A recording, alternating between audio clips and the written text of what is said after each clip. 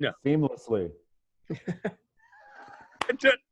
Okay, again, it's a delay in recording. Welcome to another episode of Distant Intimacy. I am one of your hosts, Curtis Shoemaker.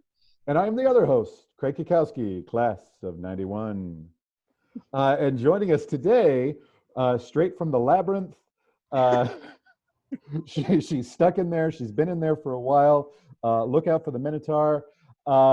Is a writer, an improviser, an actress, and a William and Mary Theater alumna. Please give it up for Allie Davis. Hey. Hello. Class of 93. 93, yes. And Allie, you just celebrated a birthday this week. Happy belated birthday. Thank you. Fantastic. Yep. How did you celebrate your quarantined birthday? It was weird. It was funny because my mom sent me a message on Facebook about like, have a memorable day. And someone else was like, I think she's going to remember this one. My dad and stepmom live here in LA, and they have a big enough yard that we could have dinner in the yard and not be within 6 feet of each other. So that was nice. And so is it like lawn chairs and tray tables out in the yard? Actually, they have kind of a big table in the yard, so we took different points at it. And then I had friends who dropped off cupcakes, and then a lot of Zooming. It was, and then I did a jigsaw puzzle, so pretty much a perfect birthday. So there you go. All right. That's our typical day here Yes. in the global pandemic in 2020. But let's go back to 1989. Allie, you and I have done a lot of stuff together over the years. we have. Root of Chaos, IT, Baby Wants Candy, Second City. We'll touch on all of those. But what brought you to William and Mary in 1989? It was, I liked the campus. I liked the smallness of the school. It seemed to produce a lot of theater graduates who were able to eat. Mm-hmm. And I could pay for it. So it was a lot of factors there. But yeah, I'm still very happy with that choice, which when I look back to the reasoning that it went into it as a high school senior was not, if I were to time travel back, I'd be like, maybe take some other things into account. But I stumbled into, I think, a very good thing. I'm really happy with my time there. It checked the most important boxes, I guess. Yes. Affordability. Affordability was huge. The number of people I knew who were, doing comedy and already a college education's worth in debt was just, I'm very grateful to Past Alley for that decision. Yeah. So in 1985, when I started my freshman year, Oh, tuition first semester was, and I kid you not, $17.76. And they literally put that in the Peterson's guidebook. Yeah. Tuition was $17.76. My dad goes, "Oh, that's in state. Yeah, you can go there. That's fine. Yeah, go ahead." Yeah. That really should be locked in for perpetuity. Don't you think so? I think it'd be great. Yeah. Yeah. So theater was a goal when you started. Were you also a co-English major or anthropology. Really Anthropology, that's practical. right. If you really want to make your parents proud and hopeful for the future, go theater anthropology for a double major.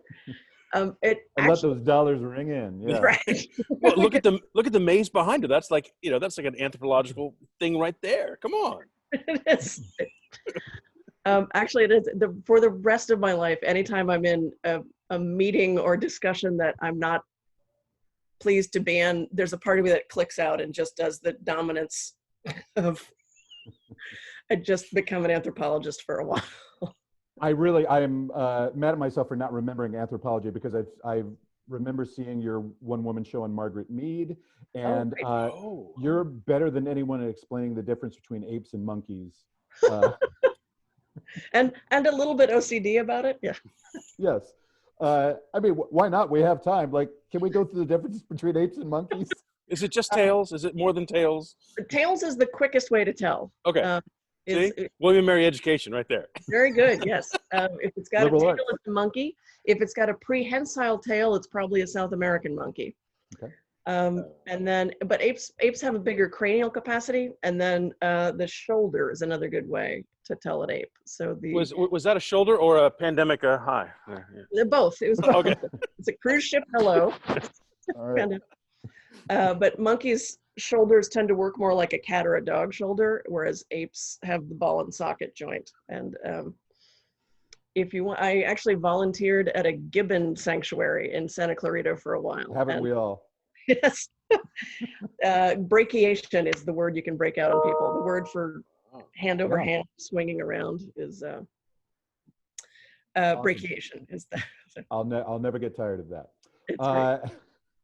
Allie, your freshman year, you were in a memorable Jerry Bledsoe directed production of Medea, in the Greek chorus. Yes. Specifically, any memories of that production? Oh God, it was super weird and fun.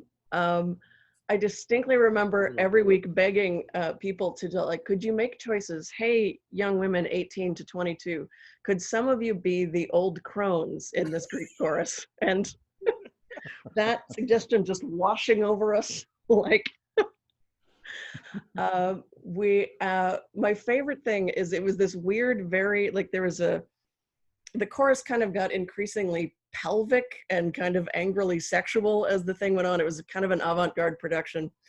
And my parents came to see the final show on Easter weekend. Oh, and nice. William and Mary is very close to a lot of retirement communities. As I think we all know. I don't know why I'm explaining this to people who have been there. So there was. Tell me more. Please, yes. There's a fairly big gray hair crew in the audience for an Easter Sunday 2:00 matinee, and my mom heard the people behind her go, "What's this show about?" And the husband going, "Well, it's got a chorus. I guess it's a musical." And oh boy, it was not. It was. It was not. It was. Oh. So you joined IT your sophomore year, I believe. Sophomore year, which was actually huge for me because I got cast in none of the plays sophomore year. So IT really was like my William and Mary theater experience. Was comedy a goal entering college? What? Was comedy a goal entering college or something you kind of stumbled into? A little of both. I loved doing like high school improv games when they came up. I really enjoyed that. And then I knew I liked being funny and couldn't figure out how to get paid for that. not that I've nailed it. But yeah, I saw IT my freshman year and was like, that's what I want to do. Yeah, at least while I'm there. And so you did that for 3 years, and then you're still improvising till this day. Did you imagine that improv would be such a big part of your life? I really didn't know. It was like I knew I loved it, and it's always been much like improv. Like, all right, well, let's keep doing it a little while longer. You keep saying yes to things, yeah. Now, Allie, you were a Second City alum as well. Did you and Craig work together at Second City at all? I was lucky enough to tour in a van with Craig. Ooh, now that story. Here we go. Let's get the good stuff. Dish, do tell. I don't remember. It was kind of great because Craig, I moved to Chicago, I think almost exactly 2 years after you did, Craig. In fact, Craig and Christopher Obenchain, his roommate at the time, brought me and my friend Carolyn out to kind of see the city, and they took us to Second City, and it was like this great foot in the door. And by the time I got to Chicago to start taking classes, Craig was basically the chairman of the board in Chicago Improv. Like, already, wow. Yeah. So having that's Craig's friend was this huge, like, which was nice. And then, yeah, once I got into the touring company, it was great. Craig was very much the alpha of our touring company. And it is 6 cast members and a stage manager and a musical director in a van. And it sounds glamorous, but it really was not. Oh, not. Sounds glamorous. So I wish I had kept just like one of those little tallies of the number of times I drove across Indiana or into Indiana. Like you can't get to anything from Chicago without going through Indiana. A lot of Indiana, Iowa, Wisconsin. A lot of Ohio. A lot of Ohio. I loved it though. It was great. I understand why people who have hit 30 have a less good time doing it, but touring at 25 was a blast. Yeah. And we did get to go back to William and Mary and do a show. That was such a And treat. met a new generation of IT folks. Oh, so Yeah. you guys came back as like the minted stars, like the celebrities coming Yes. in, doing a show at like Trinkle or something, like, here we are, the kings. Oh, awesome. That's awesome. It was super fun. Got to take the cast out to Second Street. It was And then we kind of created a pipeline of Williamsburg to Chicago that continues to this day. It's actually something that I'm pretty proud of, and you should be too. Sure. Oh yeah, William and Mary produces some fantastic improv nerds. I don't know what it is, but yeah, it really. Now, I feel like a day job that you had in Chicago for a while was you worked at a video store, Ah, did. yes. and this video store had an adult section, and It you did. you kept a blog that eventually became a book called True Porn Clerk Stories. It's our Yeah. second published author on here. This is excellent. Self-published author. Let's not Well, not be too crazy. But I ordered the paperback on Amazon today, so, you know. oh, enjoy. It's really great, Curtis. You will not be disappointed. Well, I also, too, in high school and after college, did a little bit of time in a video store, and nice. our DC location had the same cloaked off area, and, you know, people sauntering in and out and looking both ways before they'd go back. Yes, I was like, oh boy. I'm familiar with the look. Yes. Ours was downstairs, which was actually really nice. So upstairs, and in fact, like I had been a patron of the video store without really registering the porn section, because they had a great weird cult section, and kind of like it was the place you would go when you couldn't find a movie somewhere else. And then you could just ignore the fact that there were these stairs down into a white tiled basement that always smelled of Swiffer wet jet cleaner, and Okay. and then two full rooms of pornography. And my first day, the hazing really was that the manager took me downstairs and was like, can you handle it? Here are boxes all over the walls. Can you? And when I didn't flinch, also due to theater training, it was like, okay, we don't usually hire women, but okay, yeah. Best title of a film down there that you remember? Oh God, David Copperfield was my favorite. Okay. I like that. Little Always got to go back to the classics. little Yeah. literotica, you know? Yeah, it ranged from that, like some that really seemed to be like, just like, hey, this is fun, let's do this. And then there was a title, like there was a title that was called Cum Dumpsters. Like it was a range of tastes That's a and series, appeal. right? Yeah. Oh yes, everything is a series. Yeah. But you were kind of ahead of the curve on blogging, I think. How did it turn from just an unusual day job into something that you wanted to write about? Susan Messing did that, who was an improviser that Craig and I both know, where I just like, it would get so weird, and you would have these human interactions of like there were a lot of men who, like, it was already getting to be much more of a video internet thing. So people that rented porn became a slice of society that I had not met a lot before. And some of those men very much wanted to make hand-to-hand contact. It, like, so many weird little things. And so it was kind of my party going out to dinner story thing. And Susan was the one that was like, stop telling me stories and start writing them down. So you've been into hand washing for 20 seconds for a long, long time then. This is, yeah, I'm very prepared for this time, because I've ever since then carried hand sanitizer. Like, it's just this compulsive. You're better equipped than anybody else. Yeah. I mean, it's certainly, the book covers the creeps and the weirdos, but I think it's also very sex positive, and it's empathetic too, of like, I think you do a great job of getting inside the head of the various genres of customer.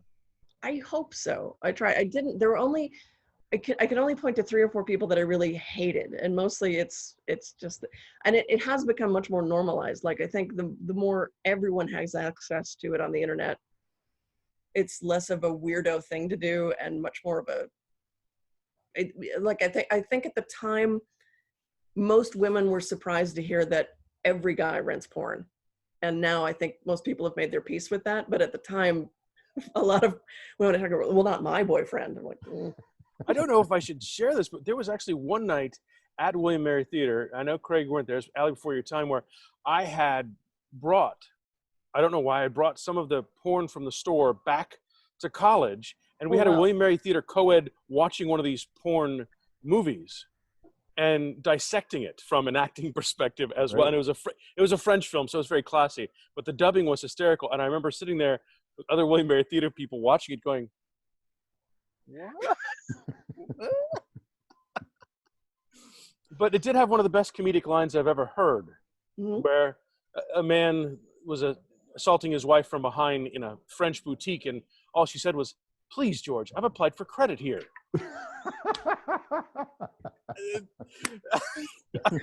That is delightful. You know. I'm trying to find a good segue to move on to my next question, but let's just. What about your play, Speak Now? You wrote a play as well? I did write a play, and that's, I guess, in rewrites. I have to put it away. I was really happy with it, and it ran for one weekend, and then I needed to figure out how to get another $40,000 to do a 6-week run. So that's been tricky, which is a shame because I could not have asked for a more lovely director and cast. And our technical director actually was like, we need to, like when the TD says, I would like to do a run with it. Need to do it again, yeah. Yeah. That's good. Because he's the one who's going to be most bored with it. But so yeah, it was fun. I wanted a romantic comedy with girls who like girls, but there was nothing. I didn't want the kind of obligatory relative who's uncomfortable with it, or, you know, coming out drama. Like, there's a very big place for coming out dramas. There's a very big place for plays that involve prejudice, but I just kind of wanted it to be, it's a given that we're all okay with this, and it's just a romantic comedy with, so it's not deep, I don't think, but it is. It was fun. I would love to do a production of it at William and Mary, because that was the other thing, is that during my college career, I loved the William and Mary Theater Department. But if you do a Shakespeare play, there are 3 speaking roles for women and 40 men. So this has 8 speaking roles for women and 1 for a dude, just to be a dick, but just so that there would be. So is he a dick, or is he just the dick in the play? Oh, no, I mean, not me being a dick, writing it that way. No, him, no, you know. The guy is kind of cheerfully a dick, but he's not a villain by any stretch of the imagination. But yeah, it was, when I was writing it, it was very much, okay, there's going to be that 1 quarter where all the women are going to be preparing for parts, and it's just, so it's, ideally it's a college theater production that someday I'll get out and rewrite and try again with it. Yeah. Cool. I hope it does play at William and Mary. Thank you. It was. Go ahead. Back to improv. You're also a founding member of what I would say is the preeminent musical improv troupe in the world, Baby Wants Candy.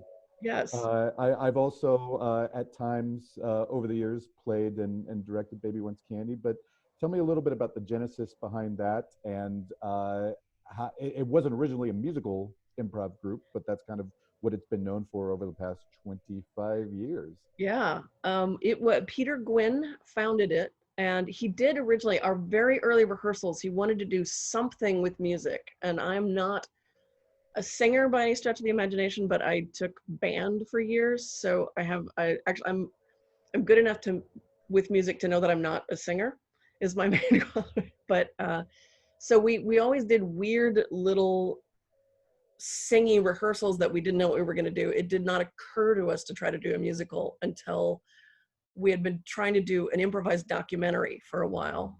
And one night Sharna came out to the disgusting alley where we would warm up, and I forget what she was saying. She didn't like the documentary. She was upset with something, and someone just went, well, we've been thinking about doing a musical. And she was like, okay, do that. And so we just did it one night.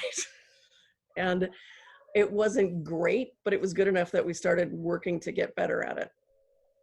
And yeah. And you've played the Edinburgh Fringe Festival multiple times. I think you've traveled all over the world and certainly all over the country with Baby. Where have you gone? The Edinburgh Fringe was amazing. Like the Edinburgh Fringe, it's a month where you're just an actor, which is such Super fun. And then my favorite thing was the first year we went to the Edinburgh Fringe, like improv was not as big in the UK and certainly not long form. So we were accused of writing and rehearsing. Sorry, keep going. The landscapers are coming next door. I have to move inside or else this is, okay. I'm like, what the heck? Keep going, please. Edinburgh. This is the action part. We were accused of writing and rehearsing 28 separate musicals and pretending that we were improvising every night, which would be way more impressive than just making it up, which is what we were doing. One of us going, that's so much work. Why would we do that? But yeah, it was kind of fun. We got a 5-star review one year and then suddenly just started selling out. It was fun. And then I've been to Singapore twice with Baby Wants Candy, which was just phenomenal and wild. And the first year we were informed in Singapore that technically what we were doing was illegal because you cannot have unrehearsed public speaking things happen. Yes. And then the second year, were you there the second year, Craig? I think I did it the first year. The first year. I think, yes, because you got like an awesome suit or something at one point. You were like the best tourist of any of us. I went all over the place. I went to the night safari. I went to the Raffles Hotel. I love Singapore. I'd love to go back. Yeah. Loved it. The night safari is one of my favorite things I've ever done. Yeah. And then, did you go to the Gates of Hell? I feel like I would remember that if I had. Oh my God, it's the best thing. It's the brothers who founded Tiger Balm. Okay. A bunch of money, and this is their way of giving back. And it's this park that you go through, kind of a beautiful park, and then you go into the Gates of Hell. My favorite picture from the entire trip is a sign that says Gates of Hell close at 6 p.m. But you go through and it's all these graphic dioramas of Chinese hells. So there's being boiled in soup, there's being cut apart, there's being like just these, pretty much the perfect children's attraction that you can. Wow, Medea really did a number on you back in college, didn't it? Well, speaking of hell, I think Curtis has a question about heaven. Oh, I do? Oh, I do. Yes, we've been asking everybody about their memories. First, of course, foremost, recently, Dr. Palmer. His passing. Do you have any good memories of Dr. Palmer?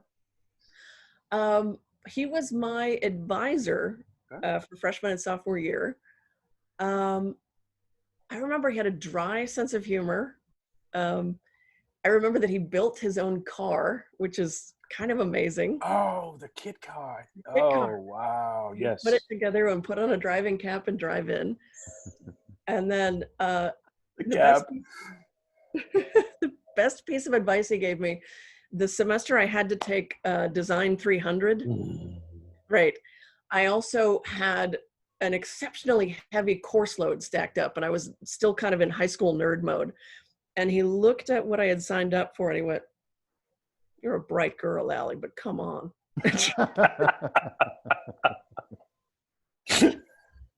Oh, that's great. Excellent. Well, Allie, we've been asking all of our guests with a closing question. If heaven exists, what do you want Trish Wesp to say to you at the pearly gates? She would be the person vetting the pearly gates. You're right. Oh my God, to have coffee with Trish Wesp would be the most. What do I want her to say to me? First of all, my favorite Trish Wesp story is when I took costume design and was very bad at it. And when she was evaluating my stuff, she went, "You still can't draw, but you're over it. And I like that about you." Nice vocal impersonation too. I love, oh God, Trish Wesp, just the best. I think I would like a similar, "You fucked up a lot, but you're over it," appraisal from like. That's what we all want to hear, I think. Isn't it though? Yeah. Oh, Allie, thank you so much. This has been great. Thank you. This has been delightful. And where can people find your writing online? Yes. I know you have some pieces on Medium. Medium? I just recently started posting on Medium. Yes, the pandemic orgy was a nice little piece there about, rules and regulations. Very nice. In my ongoing 6 feet apart. That was nice during the orgy club. Yes. my ongoing life failures of titling things so that no one will ever forward them or they get caught as spam. That was Medium right now, and then you can find some stuff on Bitter Empire. I wrote the thing I wrote that's blown up the most after the Porn Clerk Journal was a piece on evaluating the 2016 Republican presidential candidates based on how well they would do in a bar fight. Okay. And it was like retweeted by Thomas Krugman at one point. So you can find Bitter Empire old top model recaps and that, and then occasionally trying to put stuff up on Medium. And how are you guys doing? I miss you. Don't throw it back on us. No. We've done our episodes. This is your episode. This is you. But we'll say our formal goodbyes, and then we'll keep talking after the. Keep talking, but everyone, Allie, thanks for playing. Stay safe, everyone.